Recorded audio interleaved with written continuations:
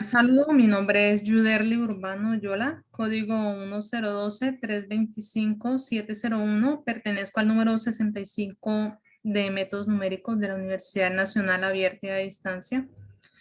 El presente video corresponde a la explicación al algoritmo en Python para la solución del ejercicio 1 en el taller de ecuaciones lineales. A continuación, voy a presentar la solución al primer ejercicio de el taller de métodos numéricos, en donde se nos pide lo siguiente. No es un ejercicio que tiene letras, sino que hay que generar matrices aleatorias. Nos piden que sean matrices de n por n, donde n es 10, y generarla de forma aleatoria.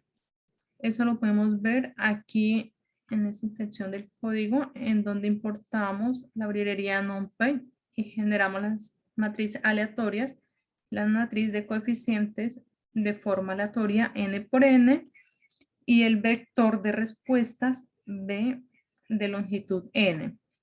Luego de eso se hace una operación para normalizar la matriz como se nos recomendó.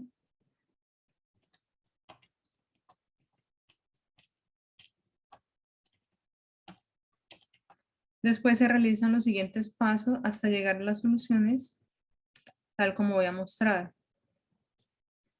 Esta es la matriz que resultó de la generación aleatoria. Una matriz de 10 por 10 con un componente central, un componente en la diagonal, un valor muy superior a los otros componentes.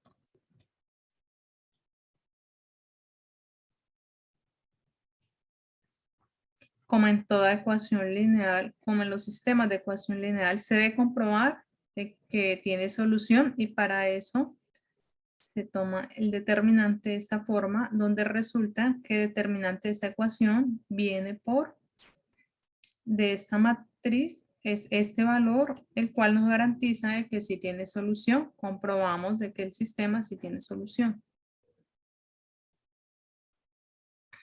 Luego comprobamos de que el sistema sea diagonal dominante. Para eso realizamos los siguientes pasos. Capturamos la dimensión del sistema de ecuaciones, que pueden ser la longitud de B, o el número de filas de A, o el número de columnas de A. El punto es que utilizamos el valor n. Después hacemos una iteración que va desde i hasta n. Capturamos el valor de la diagonal e inicializamos una suma. Después recorremos las filas, las columnas con la variable j, y cuando no sea la diagonal, cuando i sea distinta de j, la suma se va a acumular con el valor absoluto de la matriz. Si la diagonal es mayor a la suma, entonces la fila es diagonal dominante.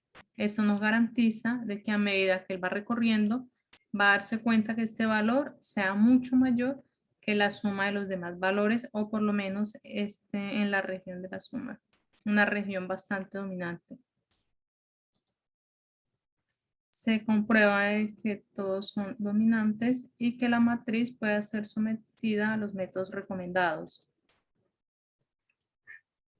Entonces ahora el método Jacobi. Primero se programan los valores iniciales de tolerancia, de error, el error inicial, que se pone muy grande para que el algoritmo tenga sentido. El número máximo de interacciones, que otro método, a dimensión del sistema, y se inicializan los vectores de posible solución, la cantidad de interacciones y los vectores de resultado y el vector del error. Iniciamos entonces un ciclo while que tiene las siguientes condiciones. Una es si el número de interacciones, realizamos el ciclo while mientras el número de interacciones sea inferior a la máxima cantidad de interacciones, es decir, 100. Cuando llegue a la 101, no entra el ciclo y esa es la respuesta. Y también mientras el error sea mayor que la tolerancia.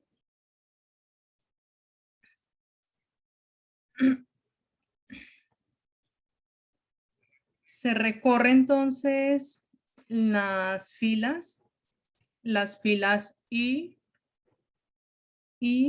se captura un valor de acumulación que inicia con el primer valor del vector de respuestas. Luego se inicia como tal el recorrido de las columnas y de manera similar a anterior, cuando la fila y la columna no coincidan, se va a hacer esta acumulación de toda la multiplicación del vector solución previo por el valor en la matriz. Cuando al final se acumulan todos los valores de la fila, se operan para encontrar el valor definitivo de esa iteración para esa solución. Eso, si nos damos cuenta, es apenas para la iteración, porque esos dos recorridos de filas y matrices, de filas y columnas, se hacen tantas veces sea necesario para cumplir estas dos condiciones. Todo eso se encuentra dentro de un ciclo. Estamos hablando de un algoritmo siempre tenso de 3 ciclos anidados.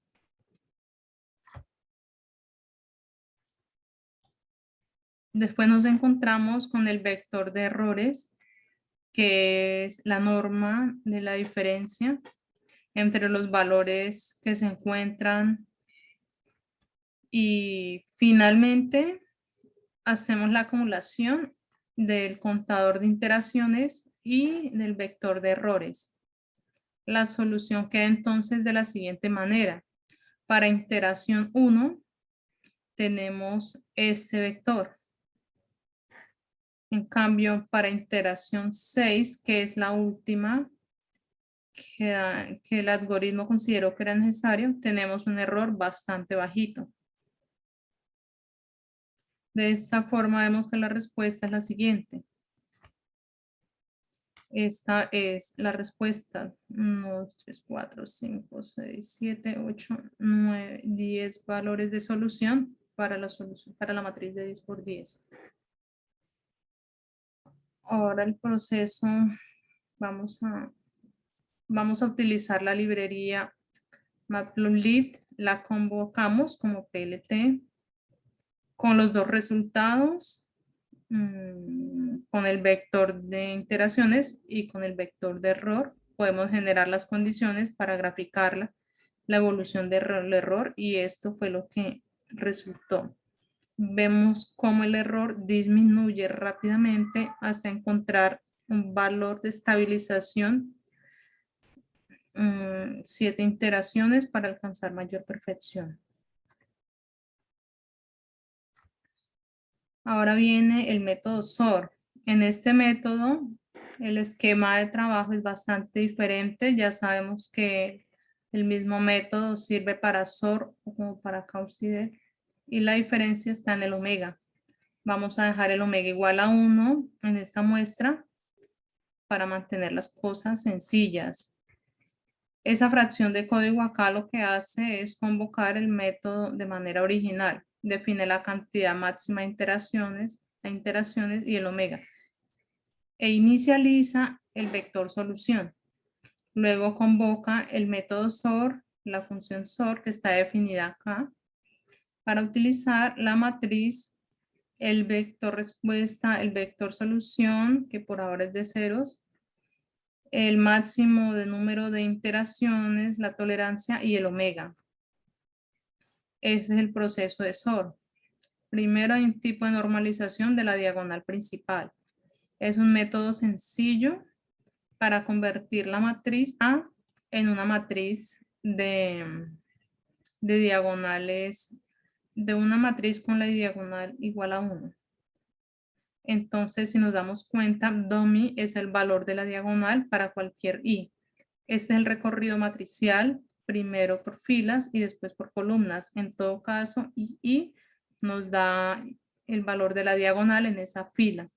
Eso lo denominamos DOMI, y después, al recorrer las columnas, lo que hacemos es dividir y sobreescribir toda la matriz con la división del DOMI. Eso hace que todo quede dividido y la diagonal quede igual a 1, incluyendo también, se divide el valor b del vector. Después se hace el recorrido de las filas y de las columnas para la acumulación de las sumas. Es una suma que es un tipo de producto punto entre el valor de la matriz multiplicado por el vector solución anterior. Y eso es lo que genera la iteración. Tomar lo que había antes, multiplicarlo entre sí para obtener un nuevo valor para el componente y ahí se va armando la iteración. Después ya viene como tal el método iterativo. Eso es como algo, es como una preparación. Y en ese método interactivo tenemos que se mantiene repitiendo hasta, como en el caso anterior, se cumpla el número de iteraciones o la tolerancia ya se mantenga dentro del rango estable. Hay un recorrido entre filas y recorrido de columnas. Este centinela es una variable que se utiliza para reconocer que el método ya cumple su cometido. Entonces, el recorrido de las filas tiene por dentro, a su vez, un recorrido de columnas y este, a su vez, como condicional, que decide si el elemento se encuentra o no en la diagonal para generar la respectiva acumulación. En general, este tipo de operaciones son las que son el corazón de una iteración de un método interactivo, ya que toma valores anteriores y reconstruye un nuevo valor a partir de lo que ya había, tanto que uno de los valores se llama all. Ese valor se utiliza para recalcular su valor. Y así comienza la iteración. En dado caso de que se cumplan esas condiciones, se aplica la ecuación principal del método SOR para establecer el valor de tensión. Si el valor de tensión es mayor a la tolerancia, el centinela cambia. Más adelante lo que tenemos es el método de detención definitivo, donde ya se rompe el ciclo while en dado caso de que haya otras condiciones como que el centinela es igual a 1, es decir, que entra a esta región del código, pero no alcanza a volverse 0. Entonces quiere decir que hay una inconsistencia y es mejor salir. Por eso rompe como condición adicional a estas dos. Los resultados son los que se ven acá. Si vemos con detenimiento, ese vector resultado de SOR es igualito, es idéntico al vector resultado de el método del método Jacobi.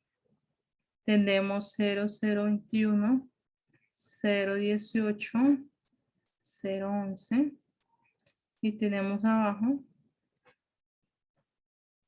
0,0.018.11 y los dos últimos valores son 0.020, 205.0028. 0.0025 y 0.0028.